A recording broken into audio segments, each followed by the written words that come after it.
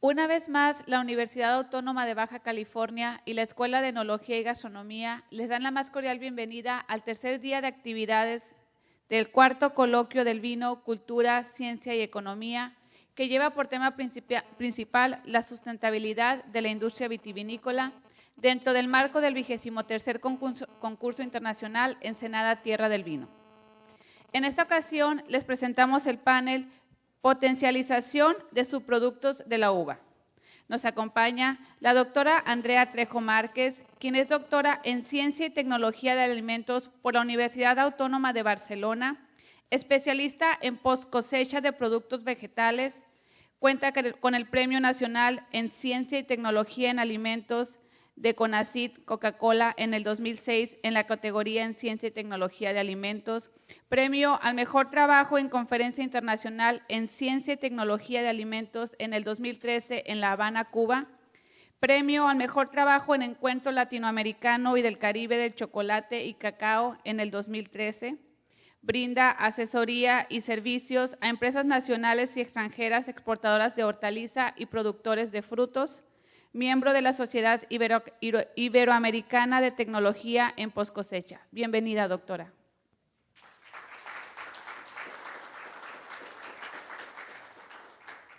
Asimismo, agradecemos la presencia del sommelier Mauricio Jiménez Escamilla. Él se formó en la licenciatura de Periodismo y Ciencias de la Comunicación en la Universidad Nacional Autónoma de México. Después cursó en la Universidad Anáhuac el Diplomado de Administración de Restaurantes. Posteriormente, se graduó como sommelier en la Asociación de Sommeliers Mexicanos. Es sommelier profesional con más de 10 años de experiencia. Comenzó su carrera en la cava considerada la más importante de Latinoamérica, en el Hotel Presidente Intercontinental. Miembro fundador y docente en la Asociación de Sommeliers Mexicanos, participa como parte del Comité Técnico de Concursos de la misma. Su formación más significativa la ha obtenido en contacto con viñedos y bodegas de diversos países, además de una amplia experiencia catando vinos y destilados del mundo. Actualmente es chef sommelier en Grupo La Castellana. Bienvenido.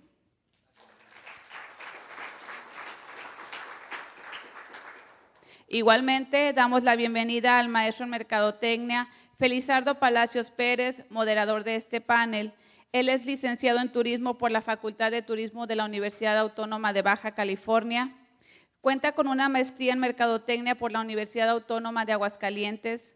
Fue director de Mercadotecnia de la Secretaría de Turismo del Estado de Baja California, además de delegado de la Secretaría de Turismo del Estado en Ensenada. Experiencia en temas como desarrollo sustentable, gastronomía, turismo, patrimonio turístico. Actualmente es director del Comité de Turismo y Convenciones de Playas de Rosarito y docente de la materia Patrimonio Turístico en la Escuela de Enología y Gastronomía de la Universidad Autónoma de Baja California. Bienvenido, maestro.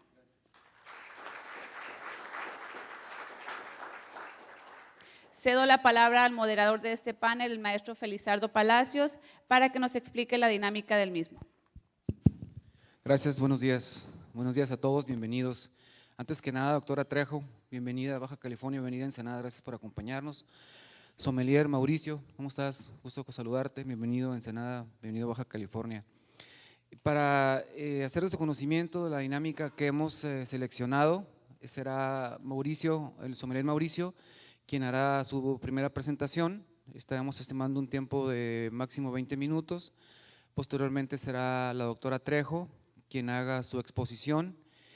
A continuación seguiremos con el espacio de preguntas y respuestas, que a la vez pues, nos lleve a una discusión sobre este tema.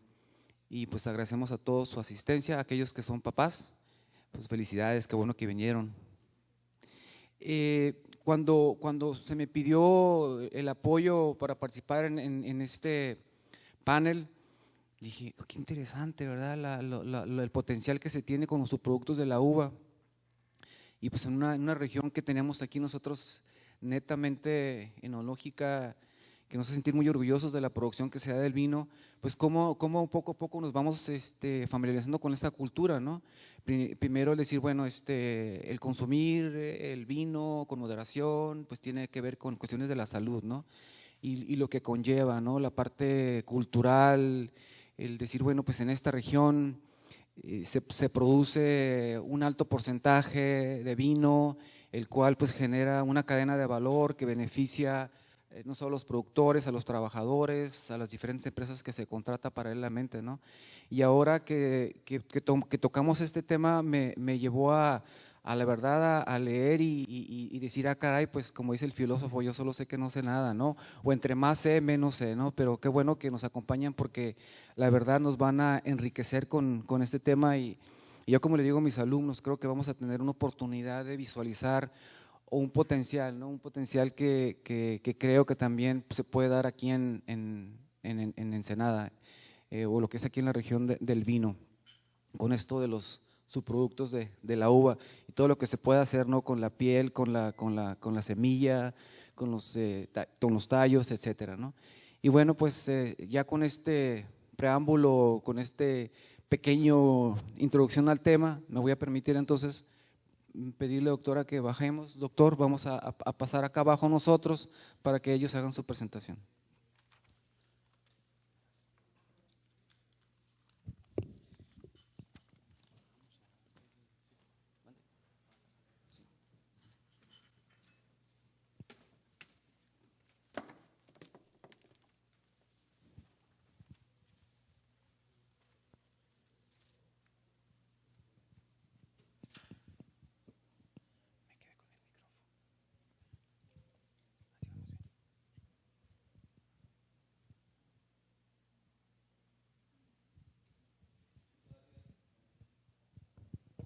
Gracias, buenos días a todos.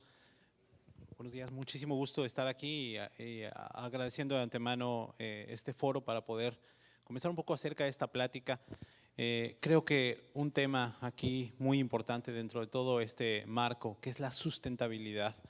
Evidentemente, en una situación como la de la elaboración del vino, y ahorita que estamos justamente en un concurso donde se evalúa la calidad de los productos, donde los jueces encuentran las calidades organolépticas de los vinos, y es por supuesto para todos los productores una meta el conseguir un producto que guste al público, que sea de una calidad superior, es una gran meta. Pero lo que pasa en el antes y después de todo este proceso se convierte en algo no solamente de mucha importancia dentro de todo el proceso, sino también una gran responsabilidad. Esta sustentabilidad que nos va a permitir poder perpetuar el ciclo de producción del vino. Así es que vamos a platicar un poquito tratando de expresar algunas ideas sobre lo que ocurre después de que termina la vinificación, lo que en algún momento para los productores significa un reto, una complicación, que es qué hacer con todo este subproducto que nos queda después de la vinificación, y que en algún momento se convierte en algo para algunos productores engorroso, el tema de deshacerse de todo el ollejo y de todos los residuales que quedan de la vinificación, pero que por otro lado, claro, es una oportunidad impresionante de desarrollo, algo que significa en realidad un reto sin duda, ¿no? Ahí estamos. Muy bien, pues hablemos un poco sobre cómo está estructurada la composición de la uva y lo que esto representa como potencial. Primero que nada, entender que se trata no solamente de la uva, sino del resultado de la vinificación de un alimento complejo. Y desde esta base empezamos con el tema de que el vino, nuestras instituciones, la universidad y todo lo que está alrededor de la educación del vino, nos hace ver a este producto de una manera muy distinta a lo que suele verla no solamente el público en común, sino incluso a veces hasta nuestra legislación, nuestra gobernación no ve muchas veces al vino como un producto que tiene un carácter gastronómico, que tiene un carácter de alimento, como incluso se suele ver, por supuesto, en Europa, donde se le trata de una manera distinta, hasta por los gravámenes que lleva en la carga fiscal.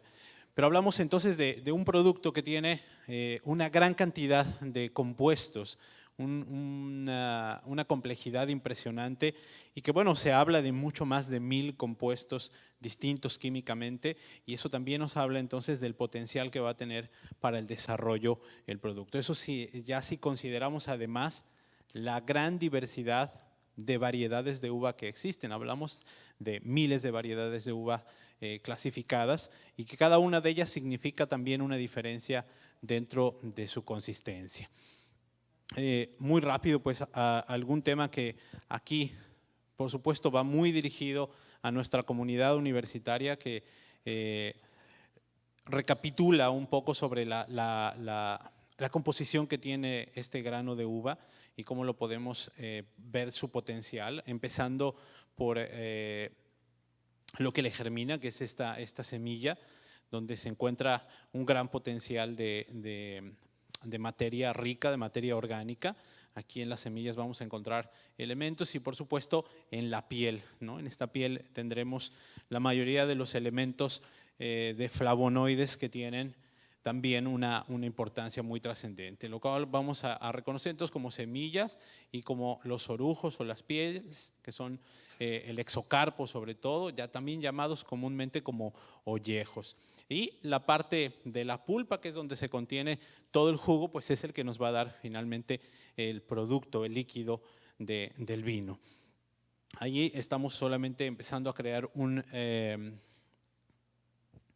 panorama de lo que tenemos con la uva. Dentro de la pulpa tenemos más del 80% de concentración de agua con otros elementos, que eso por supuesto va a constituir el cuerpo o toda la estructura de nuestro vino. Y dentro de ella, pues sobre todo la riqueza de las azúcares, principalmente la glucosa y la fructuosa, son las azúcares que nos darán potencialmente el alcohol dentro de la vinificación y una buena cantidad de ácidos orgánicos, como son principalmente el ácido málico y el ácido tartárico, que son los que dan este gusto particular de acidez a los vinos. Ahí también tenemos la presencia de las enzimas, estas pectinas, que son también importantes dentro del proceso. En los ollejos es donde vamos a encontrar una estructura compleja químicamente por los compuestos fenólicos que allí tenemos. Tenemos algunos que son compuestos fenólicos solubles y van a representar dentro de lo que vemos en la vinificación la capa de color, el propio gusto, intensidad que pueda tener el sabor del vino, por lo cual se vuelve tan importante la maceración de estos ollejos. Estos ollejos dentro del proceso de vinificación va a ser como una extracción que se logra quedar fijada dentro de los jugos, dentro de los vinos. Y de estos compuestos vamos a reconocer los que son de tipo flavonoide y no flavonoides. Los flavonoides muy importantes porque ahí es donde están la capacidad antociánica, que es la que da la pigmentación de color del vino. Estos vinos que vemos de un color muy intenso ha sido justamente por la extracción de estos compuestos. Tenemos, por supuesto, también catequinas que van a representar dentro del gusto una sensación que se puede distinguir con amargor, con algo de astringencia, y la carga de los taninos. Este tanino que es tan importante para reconocer la capacidad de un vino de mostrar su estructura, su potencia y que tanto a la expresión del vino le puede representar parte de su estructura, de su cuerpo, como también es uno de los elementos que se vuelven muy saludables a la hora del consumo del vino. Se habla mucho acerca, evidentemente, de los taninos como uno de los elementos más salutíferos que se encuentran dentro del vino, y justamente aquí también vamos a hacer mucho énfasis en cómo se pueden aprovechar estos productos hasta la última consecuencia, desde el proceso de la vinificación y lo que ocurre después con lo que queda en estos residuales. Tenemos también compuestos no flavonoides, como son el resveratrol. Este es un compuesto que pues simplemente a la farmacéutica le ha maravillado la capacidad que tiene este compuesto por su poder antioxidante tan alto, y es seguramente el elemento estrella cuando los doctores recomiendan ampliamente el consumo del vino, evidentemente de una manera moderada y porcionada a un estilo de vida que tiene que incluir una dieta balanceada, que tiene que incluir un ritmo de vida con ejercicio, etcétera, pero el vino se convierte en un alimento donde esta aportación, desde luego, es vital para tener un alto poder antioxidante. Y dentro de estos compuestos, los metabolitos secundarios, que son los que aportan también la capacidad aromática de un vino, lo que le da esa distinción entre varietal y varietal, que va siendo, por supuesto, el deleite a la cata organoléptica de los vinos. Del resveratrol se encuentran una gran cantidad de beneficios para la salud, como son sus propiedades anticancerígenas, como son sus propiedades antiinflamatorias y que atacan incluso el potencial de otras enfermedades como la fibrosis o también como hipoglucemiante. Tenemos una gran cantidad de potencial en cuanto a la extracción de este compuesto de resveratrol que se encuentra allí en los ollejos, en la piel de la uva. Tenemos algunas acumulaciones de proteínas también, que son muy importantes como fuente de nitrógeno durante el proceso fermentativo para la creación durante la creación del vino, durante la vinificación. Y bueno, tratando de ir un poquito ya más a nuestro tema central, que es qué hacer con estos residuales, pues vemos que de los residuales más importantes que vemos tras la vinificación están, por supuesto, estos orujos, esta materia que después de que se hace toda la extracción del jugo se le considera ya una materia seca. Tenemos también lías, que son las levaduras, esos compuestos complejos de levaduras que quedan tras la vinificación, y nos quedan las pepitas, las semillas de la uva, de las cuales el potencial también que se encuentra dentro de las semillas es muy importante. Tenemos raspón o palillo, que es el que sostiene al racimo, y que se le encuentran también usos distintos a este aspecto. Por supuesto, nos queda también agua y alcohol residuales, que vamos a ver también como posibilidad de potencial. Aquí vemos algún esquema donde una empresa que se especializa ya en el proceso de tratar estos residuales, cómo separa, cómo encuentra sus elementos distribuidos: agua, alcohol, materia seca, las sales tartáricas, la biomasa, que se llamarían este resto de ollejos y pepitas, se encuentran entre los orujos y las lías de una manera en diferente proporción, pero por supuesto los ollejos constituyen la mayor de las estructuras que se pueden obtener. Entonces hablamos de un gran pastel de orujo que nos queda y que tiene el potencial de seguir siendo útil después de que se ha hecho la vinificación. Vamos a ver algunas cosas que suelen hacer a bodegueros, sobre todo si tienen menos experiencia o si en un momento dado no tienen todos los recursos, pues normalmente, como decía, se convierten a veces en algún problema, ¿no?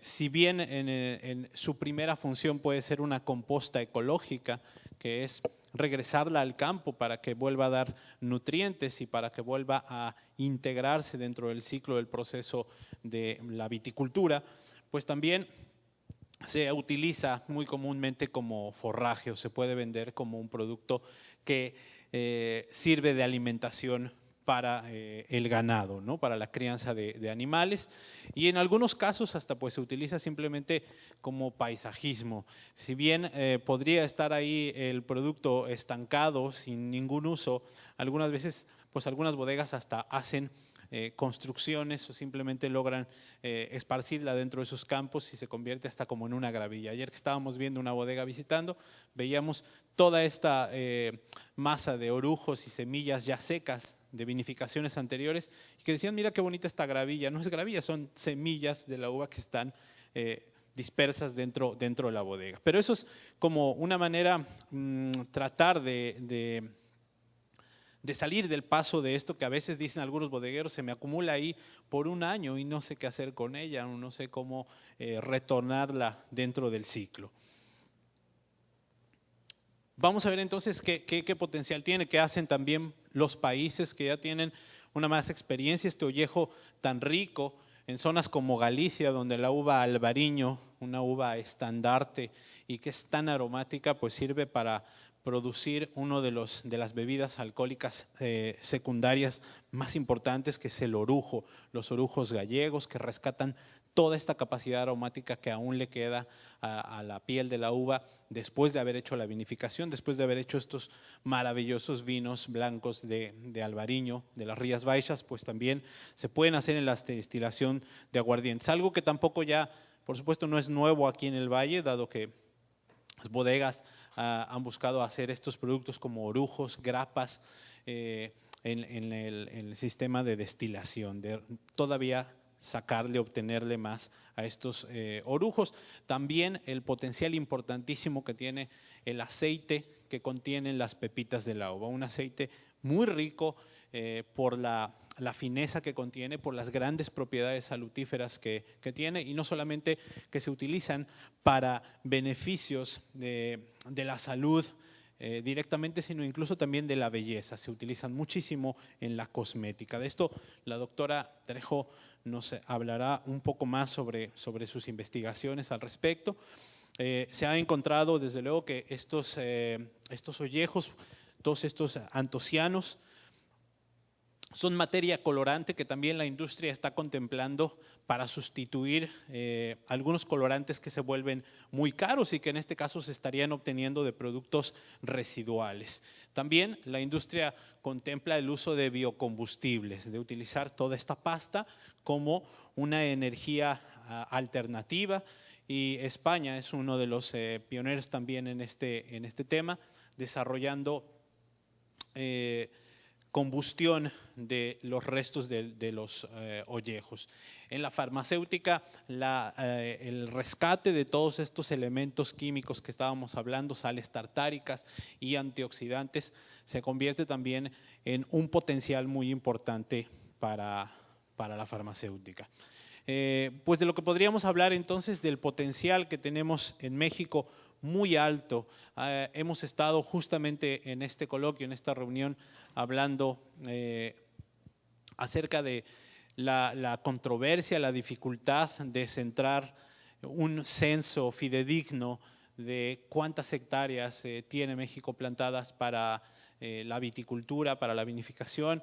Y bueno, se hablan unos censos, se hablan otros, pero vamos a tratar de acercarnos un poco. Realmente creo que estamos un poquito lejanos de la realidad. Se habla de unas 4,000 hectáreas plantadas de viñedo en México para hacer vinificación, y tenemos rendimientos que utilizan los productores, muy variables, por supuesto, de acuerdo al rendimiento de suelos, por supuesto muy variable también de acuerdo a las prácticas que cada productor tiene, pero hablamos de rendimientos de 6,000 a 10,000 kilos por hectárea. Eso también depende mucho de la densidad de plantación que tiene cada hectárea, el número de plantas que están cargadas en cada una de las hectáreas. Y encontramos también que esta vinificación, estos rendimientos nos van a dar un aprovechamiento que podría ir idealmente entre el 60 al 70% del aprovechamiento de la uva. Es decir, como tomando simplemente un ejemplo muy redondo, si tenemos unos 100 kilogramos de uva cosechada, podríamos esperar obtener unos 60 litros de vino, con lo cual nos va a quedar aproximadamente un residual del 40%, es decir, 40 kilos sobre 100 kilogramos de ollejos, de raspones, que van a tener una carga, cuando lo pensamos, por supuesto, en el tonelaje, dependiendo de la capacidad de cada bodega, ¿no? Así es que estas variaciones que vamos a encontrar en cuanto a los rendimientos y a lo que se puede obtener de ellas, depende mucho, por supuesto, no solo de la edad del viñedo, sino de las prácticas de viticultura que tiene cada productor para la exigencia que se le puede dar al viñedo. Esto sería un poquito, a manera de preámbulo, lo que tenemos como potencial para desarrollar con estos residuales. Yo voy a ceder el micrófono para la doctora Trejo, o bueno, para nuestro moderador, que demos continuidad para entrar un poquito más a materia de lo que se ha investigado y lo que se está consiguiendo en este aspecto. Maestro.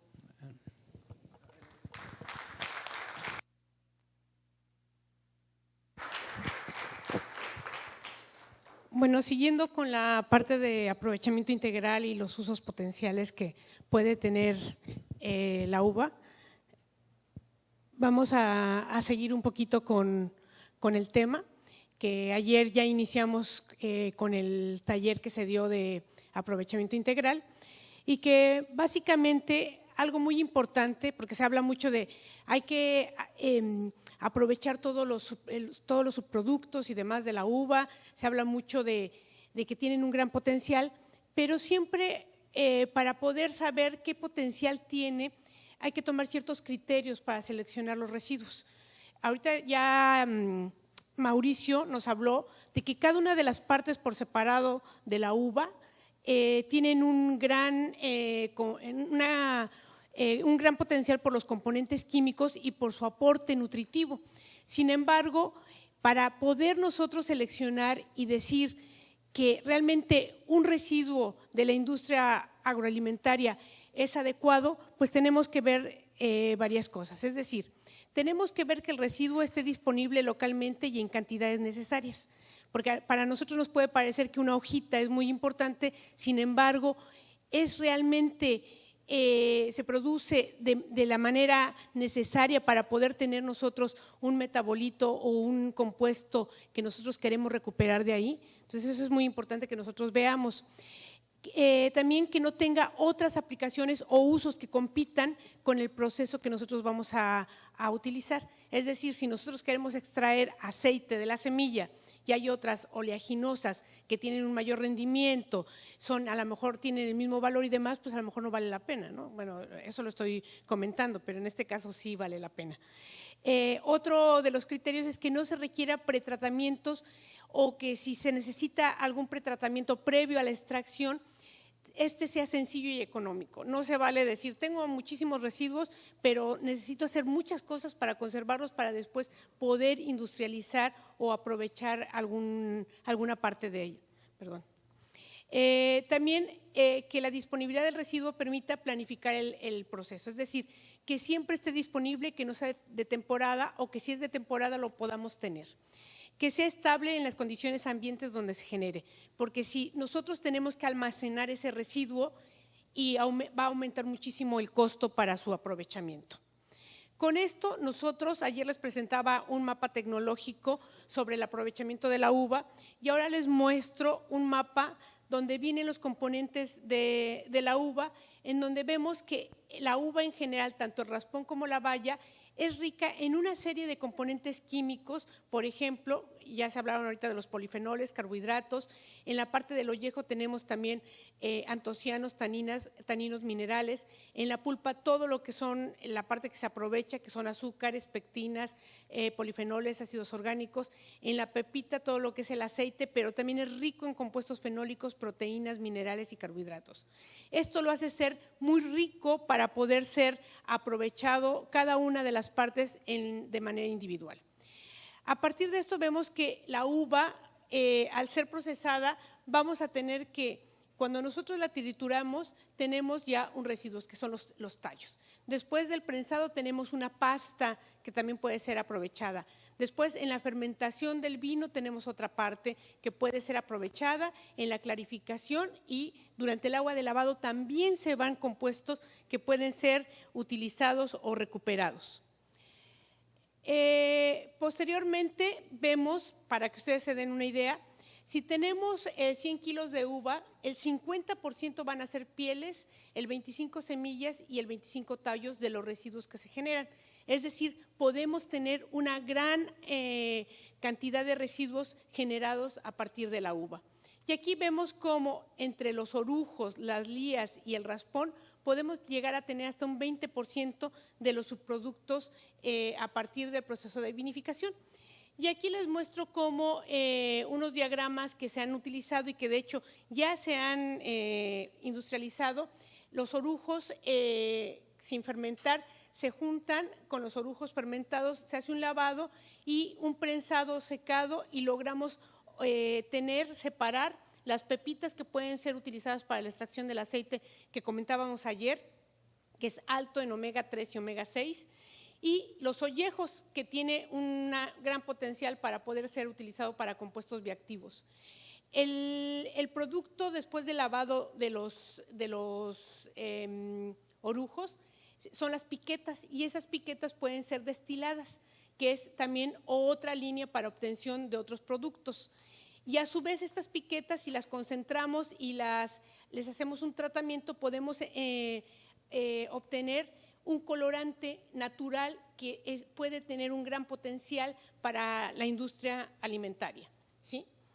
Después, estas lías que comentaba Mauricio, que son las levaduras y todo el material que se utiliza para fermentar el vino, con las piquetas, que son el subproducto del orujo lavado, lo podemos hacer otro proceso, lo concentramos, y a partir de aquí de la concentración pasamos a un destilado para obtener alcohol, ya sea rectificado o alcohol bruto, o los famosos orujos o aguardientes que se obtienen a partir de un destilado, que ayer también hablábamos que de dónde venían los orujos y demás.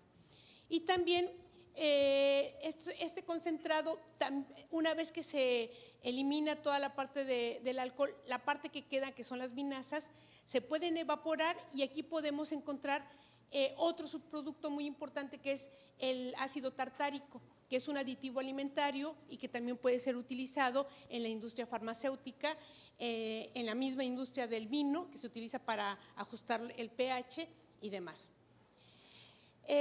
Lo que les comentaba, estas vinazas a su vez también se pueden acidificar, concentrar, se secan y obtenemos este ácido tartárico que les comentaba que es muy útil. En general, puede ser utilizado toda esa parte de la vinificación, todos estos subproductos se pueden ser utilizados para alimento para ganado, obtención de ácido tartárico, biocombustible, biofertilizantes, extracción de aceites, extracción de colorantes y extracción de compuestos bioactivos. ¿Por qué subrayo esto? Porque todo lo demás, más o menos, se ha hecho ya en Europa y en México, en algunos lugares. Se ha empezado a utilizar sobre todo como biofertilizantes y como alimento para ganado, y hay algunas investigaciones sobre extraer los compuestos colorantes. Sin embargo, la parte de la extracción de compuestos bioactivos, para mí, es la parte que tiene un mayor potencial en el uso de estos residuos de la uva. ¿Por qué les comento esto? Pues bueno, porque estos compuestos bioactivos los vamos a encontrar tanto en el aceite de la semilla, y en general vamos a tener estos compuestos polifenólicos, principalmente 4, resveratrol, antocianinas, protocianidinas y quercitina, que los vamos a encontrar de manera distinta a lo largo de las diferentes partes de la baya de la uva. Nosotros vamos a encontrar compuestos ácidos fenólicos en todas las partes, y tienen propiedades antifúngicas que los hacen muy interesantes para poder ser susceptibles del aprovechamiento. También tenemos los flavonoles, que van a estar principalmente en la piel, al igual que los antocianos, y los taninos, que los vamos a tener tanto en la piel, semilla y raspón. Estos son característicos del sabor amargo y astringente de las uvas. ¿Por qué les presento esto? Pues porque es importante, cuando nosotros queremos aprovechar una parte de un producto, de un compuesto, tenemos que ver en dónde se encuentra localizado y qué es lo que yo quiero realmente recuperar. Entonces, estos compuestos polifenólicos son sustancias químicas que vamos a encontrarlos en todos los vegetales. Son principalmente una gran variedad de este grupo, que ya también Mauricio les comentó que tiene una gran propiedad antioxidante, y se está poniendo muy, muy de moda consumir alimentos y tener estos compuestos para muchísimos usos, ¿sí? Ahorita los vamos a ver. Estos compuestos bioactivos, por ejemplo, en el caso del resveratrol, ya no les voy a repetir un poco lo que dijo Mauricio, pero la parte que sí es interesante es que tiene propiedades fungicidas. Es decir, este compuesto puede ser utilizado como un conservador natural y puede ser obtenido a partir de las pieles del ollejo de las uvas, ¿sí? Y esto lo hace ser muy interesante para poder ser recuperado, y además está teniendo una demanda muy, muy fuerte. tiene todos los efectos metabólicos que ya habíamos comentado, contra el cáncer, antienvejecimiento, es un agente que tiene mucho uso en la industria farmacéutica y últimamente pues incluso se dice que puede ayudar a prevenir el Alzheimer. Entonces ahora todo el mundo quiere tomar resveratrol, entonces sí les recomiendo que tomen una copita, 2 copas de vino, porque puede dar el aporte que requieren de este polifenol. Las antocianinas también son muy importantes, es el pigmento flavonoide y les decía, los vamos a encontrar en toda la uva y puede aportar la uva roja hasta 75 miligramos. Y por último la quercitina, que también es muy importante porque va a ser uno de los compuestos antifúngicos que están presentes en estos productos vegetales. Y por último, el aceite, que ya habíamos comentado ayer también, que tiene omega 6 y omega 3 y que es también uno de los compuestos más importantes porque tienen tocoferoles, que son compuestos antioxidantes que tienen que ver muchísimo con beneficios a la salud. Sí. ¿Cuáles son las aplicaciones de estos subproductos en la industria alimentaria? ¿Para qué queremos aprovechar o qué potencial puede tener? Yo si quiero extraer algún compuesto tengo que saber qué aplicación le voy a dar. Pues básicamente el uso potencial que tienen estos subproductos son en la industria alimentaria como alimentos funcionales, como un aditivo funcional para diversos productos, en la industria que le llaman farmacéutica, pero también son todo lo que es nutricosméticos, es decir, las cremas, los champús y todo ese tipo de cosas que tiene que ver mucho con el envejecimiento y demás, y para algunos productos agrícolas. Y aquí les muestro cómo en la industria de alimentos ahora tiene mucho auge todo lo que son ingredientes funcionales. Ustedes han oído los probióticos, prebióticos y los antioxidantes están teniendo muchísimo auge. Y aquí entra todo lo que son polifenoles y flavonoides. Es decir, todos los compuestos que tienen esas propiedades son muy susceptibles de ser aplicados en la industria alimenticia. Y entonces tenemos que en algunos otros países, desafortunadamente aquí en México, por eso estamos viendo en este panel la importancia que puede tener, ya existen en algunas compañías como Naturex y demás, extractos en donde obtenemos ya de la piel de la uva algunos de los compuestos, polifenoles, algunos aceites y ya se comercializan con cierta pureza. ¿Sí? El resveratrol que les comentaba, incluso no solo de la uva, sino de algunas raíces y demás. Y otro de las aplicaciones que ayer les mencioné y que les mostraba unas imágenes es utilizar esos compuestos bioactivos para conservar frutas y hortalizas frescas y mínimamente procesadas, en donde nosotros extraemos los compuestos bioactivos, los encapsulamos y hacemos un elemento activo para desarrollar envases que ahora llamamos envases inteligentes o envases activos para conservar frutas frescas y evitar exactamente esto. La presencia de hongos, por ejemplo en fresas, y alargar la vida útil un mayor tiempo aplicando estos compuestos, ya sea en forma de esas pequeñas bolsitas o incorporadas ya en el envase, en forma de esferas o en forma de barniz o incorporado en el material plástico. Ese es uno de las aplicaciones que puede tener. Entonces, eso hace ser muy importante el poder visualizar hacia dónde y para qué quiero extraer esos compuestos. Y otra cosa muy importante es las técnicas de extracción de estos compuestos bioactivos. Y ustedes me van a decir, pues nosotros no somos ingenieros y no nos interesa, pero si hablamos de qué tan potencial puede ser el extraer un compuesto bioactivo, pues tenemos que saber qué es lo que tengo que hacer para extraerlo. Entonces, un compuesto bioactivo, por ejemplo, requiere un pretratamiento. Aquí les decía, se requiere el mínimo, una extracción, una purificación y a veces un secado para alargar la vida útil. Estos pretratamientos, por lo general, son necesarios porque les comentaba, se generan los residuos y si yo quiero utilizar ese compuesto bioactivo, pues requiero básicamente para transportar ese residuo, pues por lo menos que se alargue la vida útil y requiero a veces eliminar agua. No todos los residuos se requiere secarlos completamente, pero depende del compuesto que yo quiero extraer y la técnica que voy a utilizar de extracción para ver si yo requiero secado o no requiero secado. Por lo general, todos los residuos es mejor eliminar el agua por técnicas que ya se utilizan mucho en la industria, secado en charolas, en lecho fluidizado y demás, con secadores normales. Y después se requiere molerlos, por lo general hay que hacer una molienda y homogenización, es decir, disminuir el tamaño de partícula para poder favorecer la extracción y tener una muestra más homogénea. Con molinos y demás, molinos de martillos, y homogenizamos y obtenemos ya la muestra previa a la extracción selectiva del compuesto que yo quiero, ya sea con disolventes, hago la extracción y obtengo el compuesto más importante.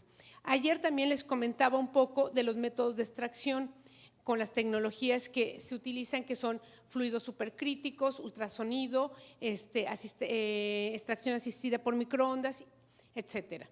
La extracción más utilizada para estos compuestos bioactivos son utilizar una extracción sólido-líquido donde ponemos en contacto nuestra matriz con un disolvente, hacemos una selección selectiva con un disolvente específico de acuerdo a la sustancia que quiero extraer y utilizamos un equipo de extracción en donde aquí es muy importante saber si mi residuo y el compuesto que yo quiero obtener es termoestable o no.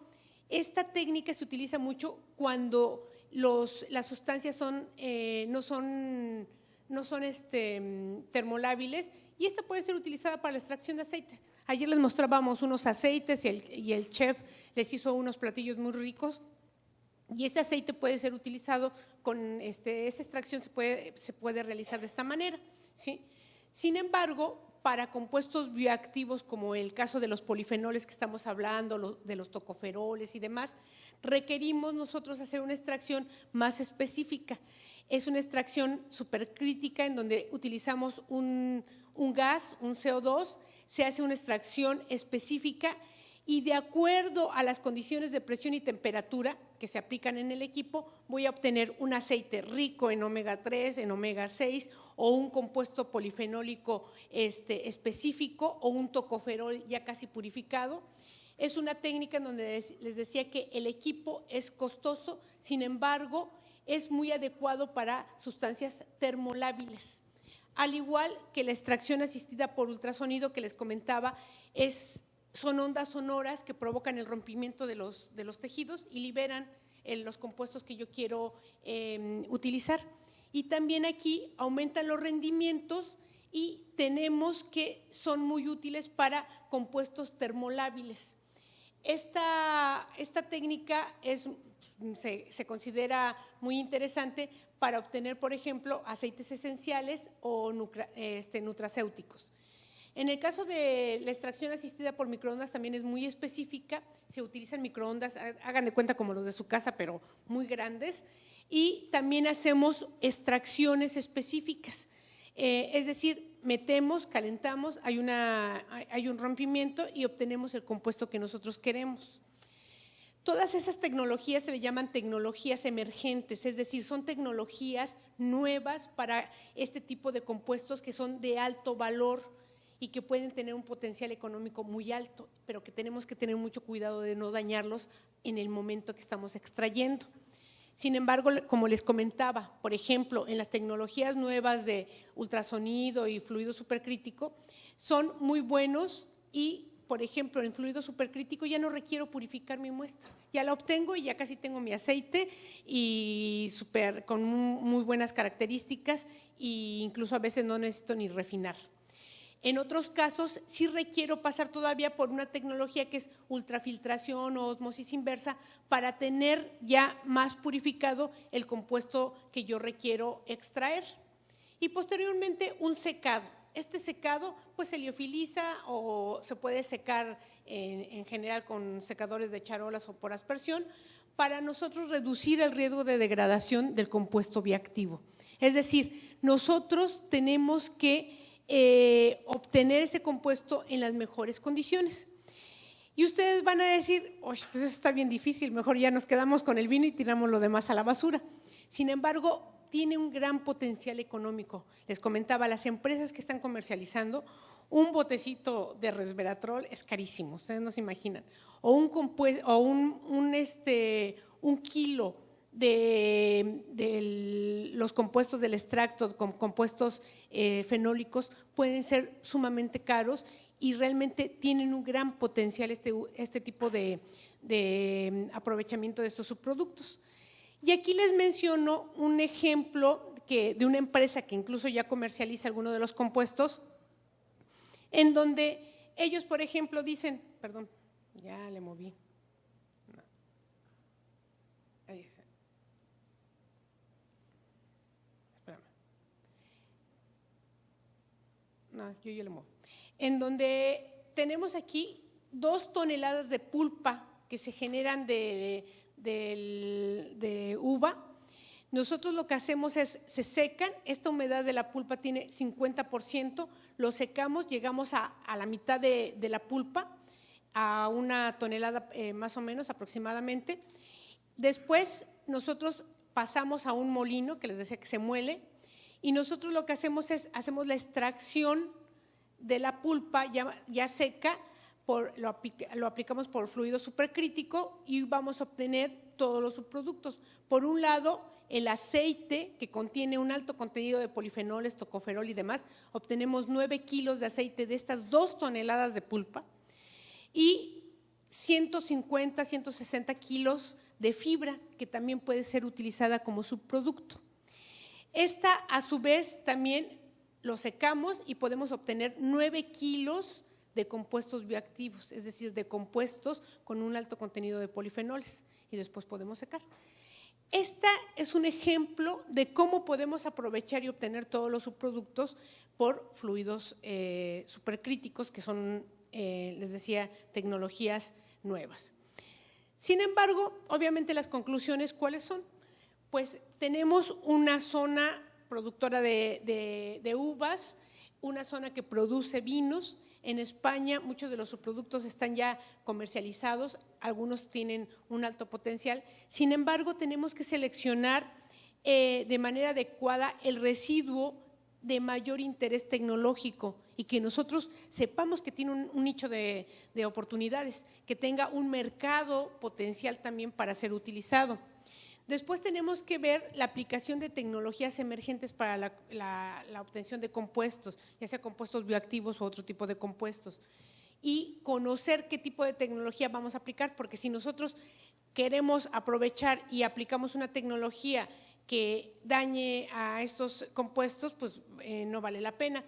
Y después, obviamente, se requiere evaluar el potencial económico para la recuperación de esos compuestos. Tenemos que saber si hay realmente un valor agregado que le estamos dando a estos residuos o realmente estamos invirtiendo y no vamos a tener la oportunidad de ganar recuperando estos compuestos de interés nutricional, de interés en la industria farmacéutica y obviamente de interés tecnológico en general.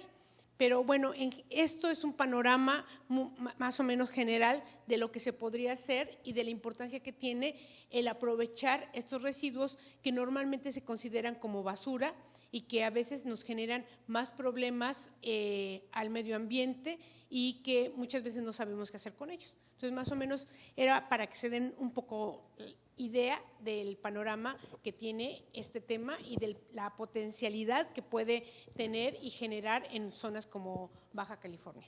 Muchas gracias. 24 minutos.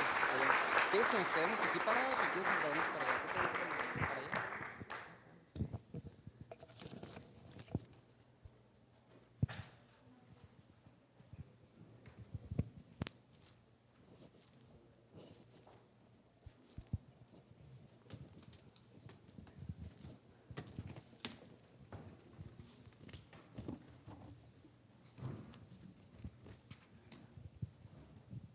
Bien, muchas gracias, Andrea, Mauricio.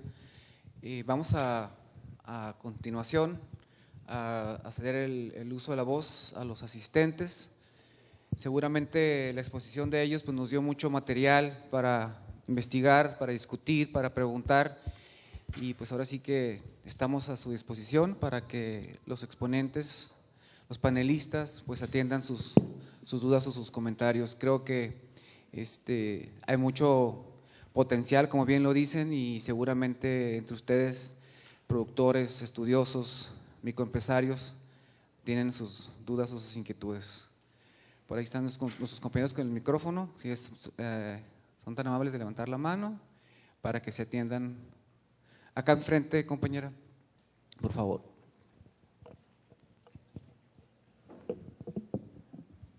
Gracias, señor. Prácticamente en todo el desarrollo vitivinícola en el mundo, lo que está de moda y ha sido verdaderamente capitalizado es la cuestión de los spas. ¿Qué es lo que saben ustedes de cómo se utilizan ese tipo de productos en los spas? ¿Cómo se pueden obtener, vamos, de lo que son los orujos? A ver, ¿quién quiere? Andrea, Mauricio, adelante.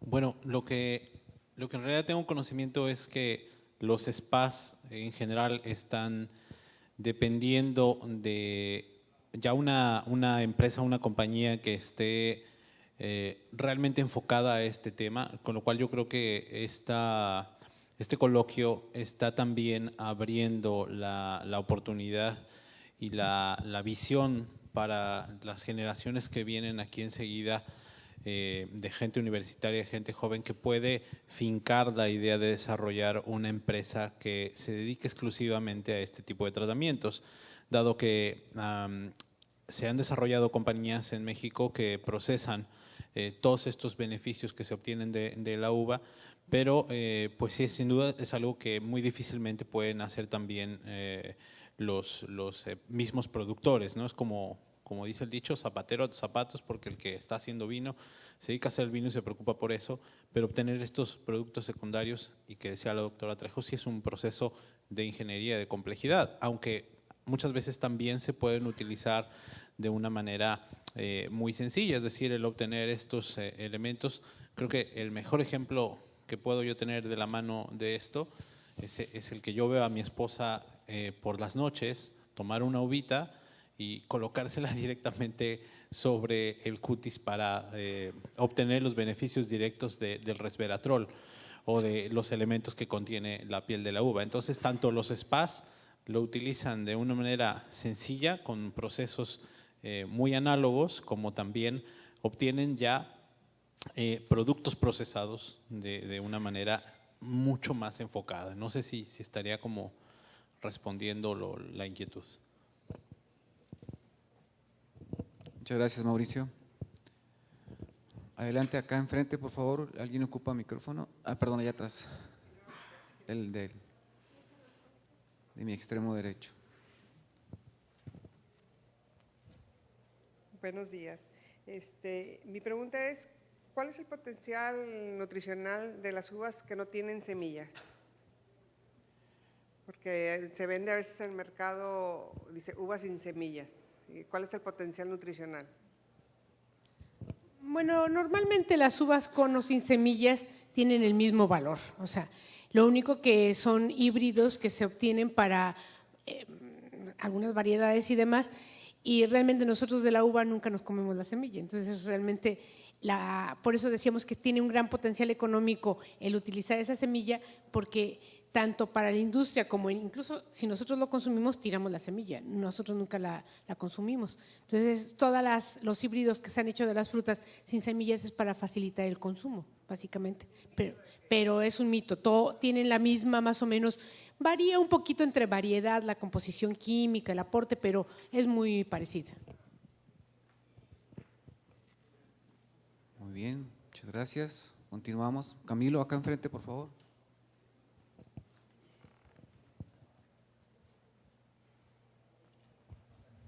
Muchas gracias. Dos preguntas en una. Uno, ¿hay industria de extractiva ahora para los subproductos en México? Y dos, ¿han hecho algún estudio económico sobre esto? En México, básicamente, existe todo lo que es el uso para hacer algo de piensos y de fertilizantes, pero incluso mezclan con otros residuos agronómicos. O sea, realmente no hay una específicamente de puros residuos de la uva, ¿no? Por lo general, los que se hacen son de residuos en general y demás. Para compuestos bioactivos no existen realmente una empresa que se dedique a eso. En Europa, tanto España, Estados Unidos, España, Francia, Italia sí tiene industrias, y Estados Unidos existe también la industria de aprovechamiento de algunos de los compuestos bioactivos, pero básicamente enfocados a la industria farmacéutica, para todo lo que es farmacia y para todo lo que es cosméticos y demás. Porque en los años 70, 80, cuando en México se producían alrededor de 350,000 toneladas de uva para la industria de destilación, se estableció una empresa que se llamaba Tartratos Mexicanos, ¿sí? Y con esa cantidad de residuos, de 350,000 toneladas, pues no pudo sostenerse, ¿verdad? Se sostenía porque había conseguido a través del gobierno los derechos de importación exclusivos del ácido tartárico, tanto para la industria de vino como para la industria farmacéutica, ¿no? Y se aguantó unos cuantos años y se retiró, ¿no? Y la extracción de la semilla de aceite, porque aquí hay alguien que está extrayendo aceite, ¿con qué proceso lo hacen? ¿Lo hacen con prensado o lo hacen con solventes? El aceite que se comercializa aquí en Baja California es por prensado. De hecho, teníamos una discusión ayer con el chef que decía que por qué el aceite que yo les mostraba a los que estaban por acá era un poquito más claro y porque el de ellos, que a él le habían traído un aceite muy oscuro. Se hace por prensado y sí existen aquí en Baja California algunas empresas que ya lo hacen, pero las características cambian un poquito. A diferencia de una oleaginosa que se hace por prensado, se refina y es muy claro, el de la semilla de uva es un poquito más oscuro. Y por tecnologías nuevas, pues son un poquito más, con un valor extra y aparte tiene mejores características. Pero aquí se hace por prensado.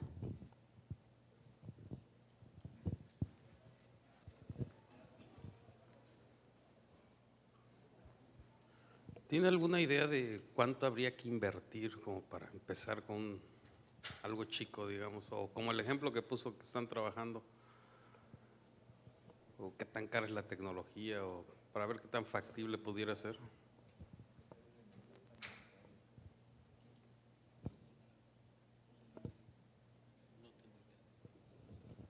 O sea, básicamente lo que les comentaba, depende de qué es lo que uno quiera extraer y aprovechar. Yo creo que lo más sencillo es incluso, también ayer les comentaba un poco lo de las harinas del ollejo, o sea, el ollejo o el orujo, secarlo y ese producto como tal seco, hacerlo harina y se puede aprovechar muchísimo. Ya tiene todos los compuestos, a lo mejor no necesitamos purificarlo para poderlo poner como un aditivo, lo podemos utilizar en combinación con otros productos para la panificación, para diferentes tipos de productos. Entonces, realmente para iniciar un aprovechamiento, pues requerimos a lo mejor una inversión, no tengo idea, porque la verdad no soy de costos, pero podría necesitarse la parte de equipo más mínima, como son secadores, un tanque de lavado y una envasadora para tener, primero que nada, todo lo que son los orujos separados y el ollejo, que ya es una fuente muy importante de compuestos polifenólicos y que también nos puede ayudar para harinas, para panificación y para muchos otros compuestos.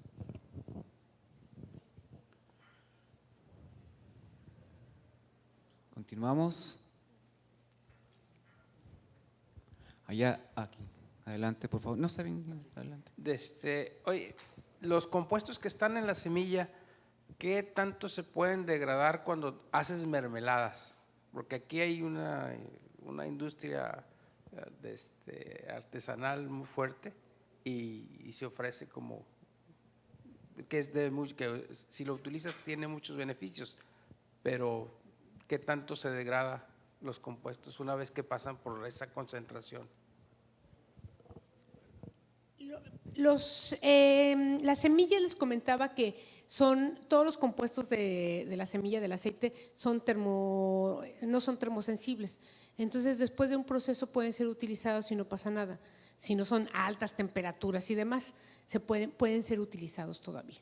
Entonces, no hay ningún problema. El problema son con los compuestos del ollejo de la piel. Esos sí son termosensibles y pueden perderse muy fácilmente con altas temperaturas.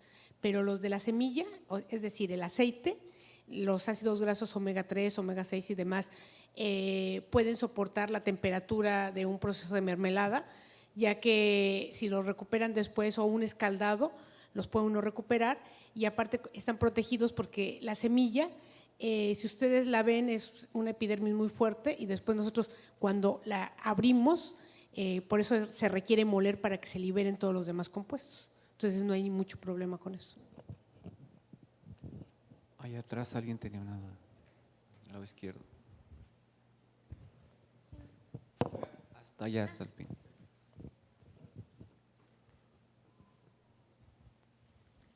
Gracias. Hola, buenos días. Primero que todo, felicitarlos por el trabajo que están haciendo.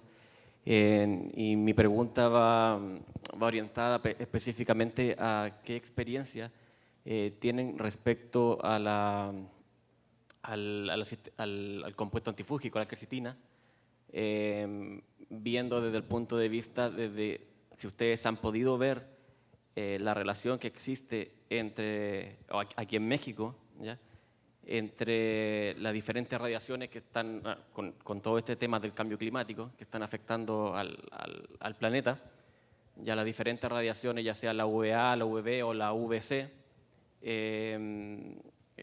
en cuanto a que se ha visto, ya por lo que me he enterado, de que al aumentar la disminución de la capa de ozono, ingresar más cantidad de radiación, ya algunas variedades de uva, ya de vitivinífera, ha aumentado la capacidad para concentrar aún más la capacidad de compuestos fenólicos, ¿ya?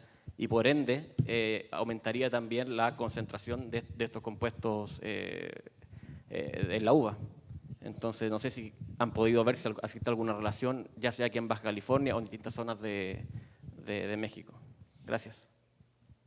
Interesante pregunta. Mira, si realmente a los que nos hacen daño las radiaciones, tanto UVB, incluso la UVC, pues obviamente puede producir hasta cáncer a nosotros, al ser humano.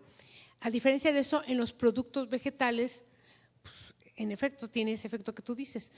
Estos compuestos polifenólicos se sintetizan, se llaman metabolitos secundarios y se sintetizan cuando están en condiciones de estrés la planta. Es decir, si la ponemos en condiciones de un estrés hídrico o de una gran cantidad de ozono y demás, empieza la planta a sintetizarlo como un mecanismo de defensa. Y entonces eso hace que cuando los cultivos están en esas condiciones lo sinteticen. Ahora, con el problema que tenemos de la capa de ozono y demás, es obvio que a las variedades que están expuestas van a sintetizar más estos compuestos de manera natural. Y eso lo hemos visto nosotros. El UVC es un tratamiento de irradiación para desinfectar materiales, pero si nosotros las frutas los sometemos a UVC como desinfección para matar bacterias, patógenas, coliformes y demás, las destruimos.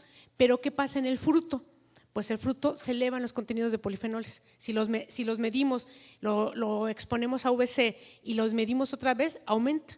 Entonces es un tratamiento en el cual nosotros logramos aumentar y lo podemos usar como tratamiento en el caso de los alimentos, y aquí a nivel de cultivos sí está aumentando la cantidad de polifenoles. Ahora lo que no sabemos es qué otros efectos puede tener, ¿no? En este caso puede ser un efecto benéfico, pero de que lo tiene, lo tiene. Incluso si uno agarra un árbol y evalúa los frutos que nacen en en la parte superficial de la copa de un árbol tiene un contenido de una composición diferente a la que están en la parte interna, y eso es por la radiación, tanto UVA, UVB, UVC no creo que le llegue tanto, pero sí es por eso. Entonces, seguramente con el cambio climático, con el tema que estábamos viendo ayer, las variedades de uva en particular tendrán un cambio en algunos de estos compuestos, y a lo mejor hasta los vinos van a tener un cambio en su sabor y composición.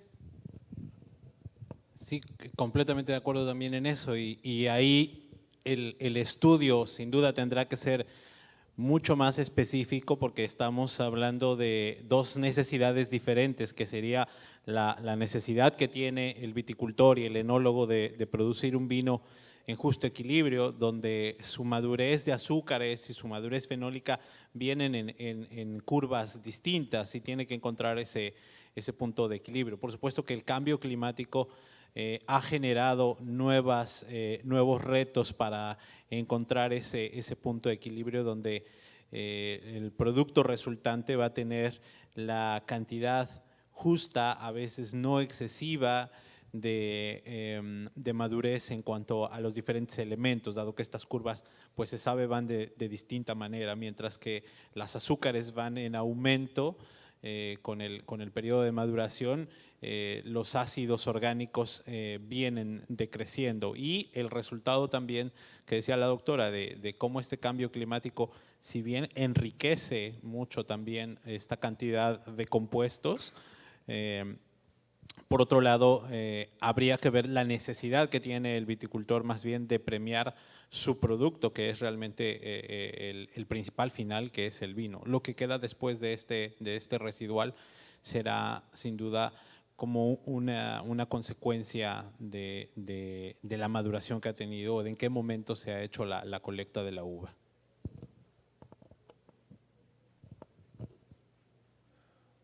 Continuamos. Yo preparé una pregunta, si me permiten. Me voy por la parte del desarrollo económico, a ver si nos pueden ayudar. Me llama la atención cómo surge de la investigación, ¿no?, del caso de ustedes.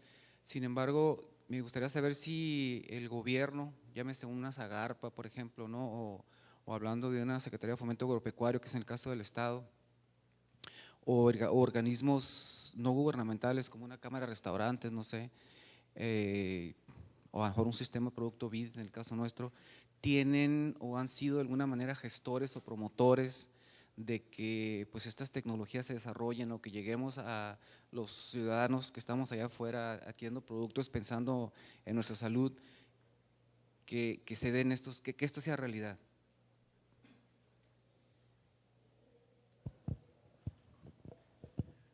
Eso sin duda, yo creo que se plantea aquí justamente como una necesidad de la comunidad que estamos aquí en activo para hacer un emprendimiento. Yo creo que, por desgracia, el enfoque muchas veces de estos organismos está carente, o simplemente no tiene contemplar un fomento económico, una manera de que pueda haber estos apoyos, estos desarrollos. Eso lo hemos visto repetidas ocasiones, que es triste la manera en que no se encuentra apoyo, ¿no?, que hay una iniciativa, que hay este tipo de ganas de hacer una transformación de la riqueza de los recursos, y sin embargo no hay el respaldo. Así es que es un tema de lucha, no queda duda, e incluso pues para la doctora Trejo lo sabe bien, pues la investigación, que debería ser tan premiada y que debería ser tan fomentada por nuestras instituciones, también por los gobiernos, encuentra terribles trabas, ¿no? Pero no podemos ante ese aspecto pararnos o quedarnos vencidos. Es justamente ese trabajo, y son estos lugares, los semilleros, donde explota justamente esa iniciativa, y lo que hace la transformación, lo que transforma los imposibles en los posibles. Yo realmente no tengo datos económicos sobre este fomento. Muchas gracias. Adelante. O sea, básicamente, como se menciona, hay poco apoyo. Sin embargo, a veces el problema también es que no se conocen, ¿no? Por ejemplo, yo he tenido experiencias por el área en la que trabajo con productores y demás. Por ejemplo, en Guerrero, la Fundación Produce, alguna vez les lograron obtener un financiamiento para aprovechar todos los residuos del mango, ¿no? Y les decía, les hicimos un alimento para ganado, en el cual se comercializa actualmente con su marca comercial. Ellos aprovechan, exportan el mango en fresco, secan una parte de mango y otra parte lo hacen su producto para alimento. Y aprovecharon un financiamiento de Produce. Desafortunadamente a veces los productores no conocen y no saben qué hacer, ¿no? O algunas otras alternativas son a veces que las empresas, por ejemplo en el caso de Pascual Boin, que también la conozco, al generar muchos residuos de la elaboración de sus productos, principalmente de jugos, también llegó el momento en que no sabían qué hacer con tanto residuo, ¿no? Y los vendían así a granel para alimento, para ganado, para alrededor de ahí de la planta de Pascual que tienen bueno, para allá por Tequisquiapan, adelante de Ezequiel Montes. Y de repente pues se vieron que tenían un gran potencial de poder utilizarlo, ¿no? Entonces se han acercado a la universidad, por ejemplo, también para ver si puede ser posible la extracción de pectina que después puedan ellos utilizar mismo en sus jugos, en sus pulpas y demás, por medio de proyectos que está sacando la Secretaría de Economía que les dicen a las industrias, vincúlense con una institución educativa y pueden bajar fondos, hay un compromiso de ambas partes y entonces ustedes pueden hacer el aprovechamiento de un desarrollo tecnológico que puedan aplicar.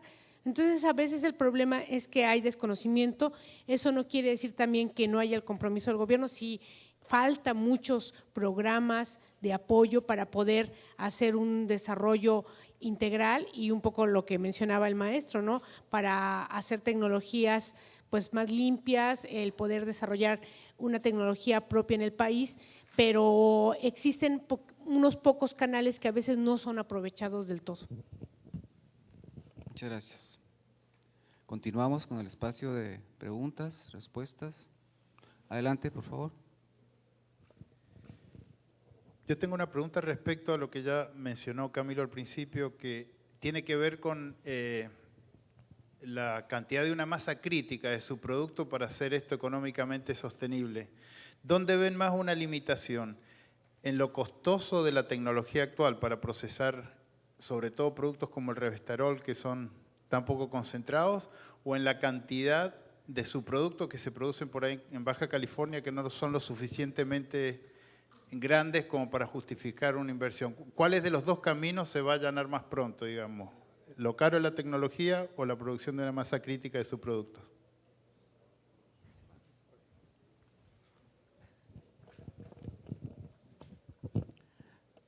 A mí no me queda duda que así como se plantea de esa manera, sin duda son dos cosas que tienen igual incidencia crítica, es decir, y el señor Camilo Malogoni lo expresaba, ya hay un antecedente de empresas que han buscado comercializar esto y no resultó sustentable ni aún con una masa de producción de ese nivel.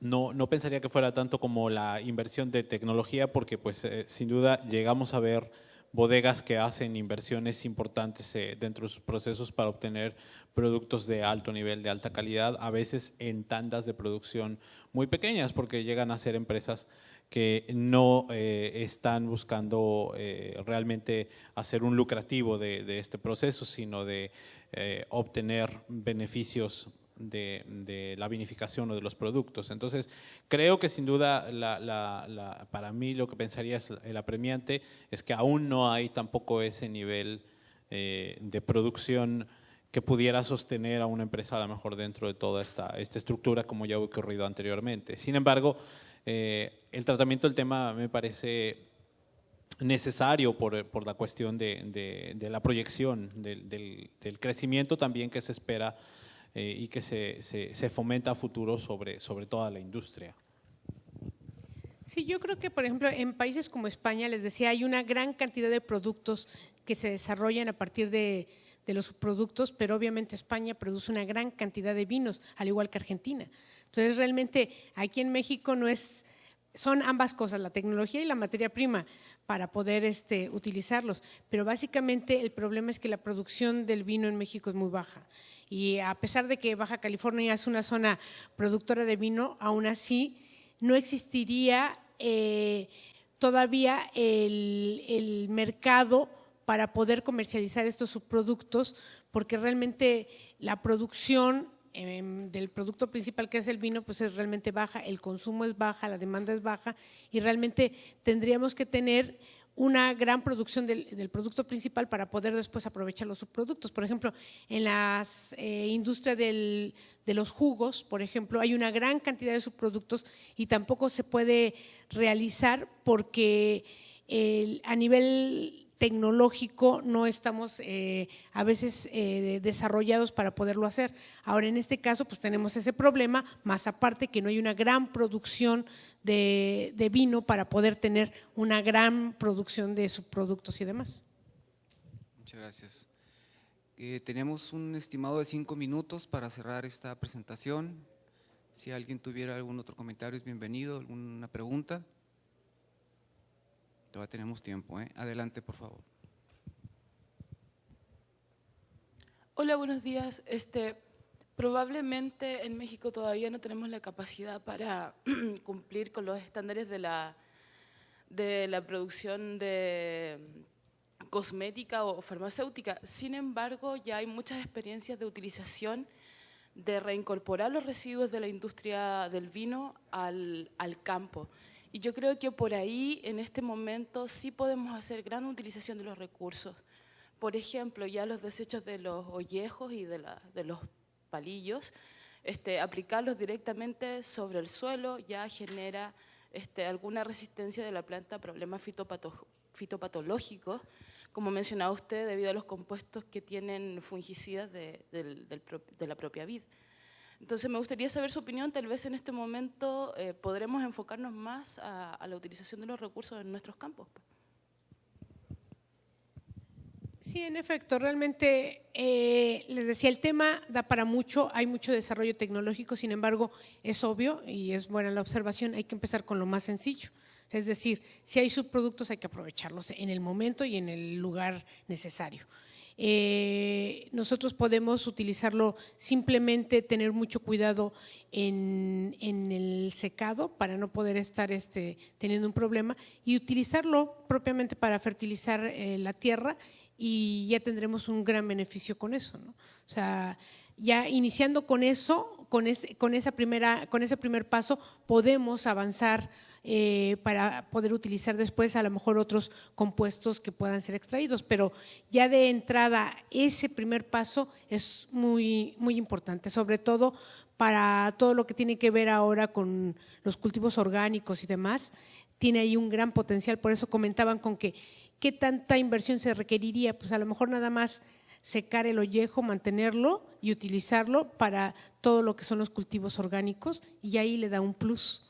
Ya tienen a la vez todos sus fertilizantes naturales, pero además estos compuestos pueden incluso ayudar para combatir algunos hongos de campo, como la vid es muy susceptible a ser atacada por botrytis, que es un hongo que se encuentra desde la precosecha y posteriormente, y podría incluso ayudarnos también como un antifúngico en el mismo campo con los propios ollejos. Entonces, hay muchas formas que pueden ser utilizadas de manera no costosa y como un primer paso para el aprovechamiento integral. Muy bien, muchas gracias. Gracias a todos. Yo creo que rápidamente podemos concluir que bueno, hay mucho trabajo que hacer todavía. Y esto nos lleva a cerrar que pues tenemos que atender o vemos las partes de los elementos del desarrollo sustentable, ¿no? Se decía la parte ambiental, el cuidado que se tiene que dar, la parte económica, ¿no? Cómo se genera, cómo somos todos generadores para que sean beneficiados, y la parte sociocultural, cómo se difunde, cómo la disfrutamos, cómo nos beneficiamos todos de esto, ¿no? Entonces Creo que ha sido muy grata, muy rica la información que nos proporcionaron. Doctora Trejo, muchas gracias. Estimado sommelier Mauricio, gracias por acompañarnos. Ahora vamos a procederles a la entrega de su reconocimiento. Gracias a todos. Buen día.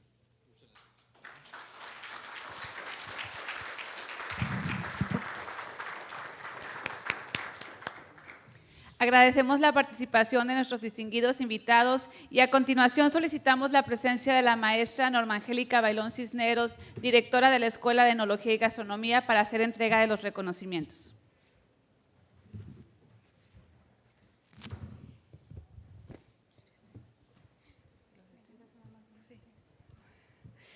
Gracias. Gracias, muy amables.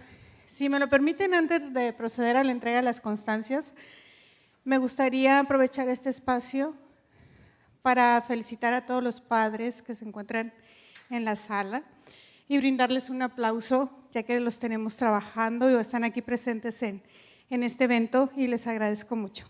Vamos a brindar un aplauso.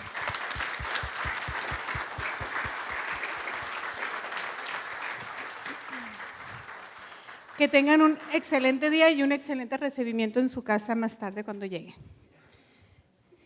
Si me lo permiten, por favor, agradezco infinitamente la presencia de la doctora Andrea Trejo. Si me permite, voy a hacer lectura de su reconocimiento. La Universidad Autónoma de Baja California, Escuela de Enología y Gastronomía, otorgan el presente reconocimiento a doctora Andrea Trejo Márquez por su valiosa participación en el panel de discusión Potencialización de subproductos de la uva, del cuarto coloquio del vino, cultura, ciencia y economía, sustentabilidad de la industria vitivinícola, dentro del marco del 23º Concurso Internacional Ensenada Tierra del Vino, Ensenada, Baja California, 21 de junio de 2015, por la realización plena del hombre, firma una servidora, directora Norma Angélica Bailón Cisneros. Gracias.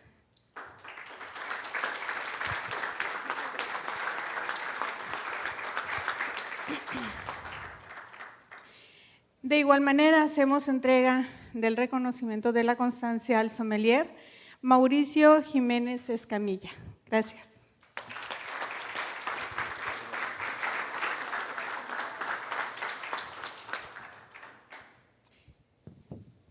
De igual manera, al maestro Felizardo Palacios Pérez.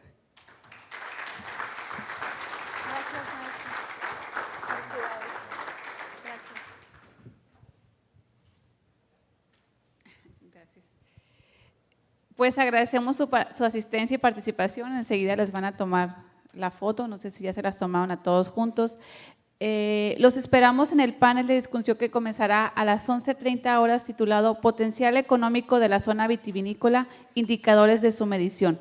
Nos estarán acompañando la doctora Cecilia Agüero, el doctor Leandro Sánchez Cepeda, el maestro Enrique Herrero, además del doctor Manuel Antonio Galindo Reyes, quien estará moderando este panel. Gracias.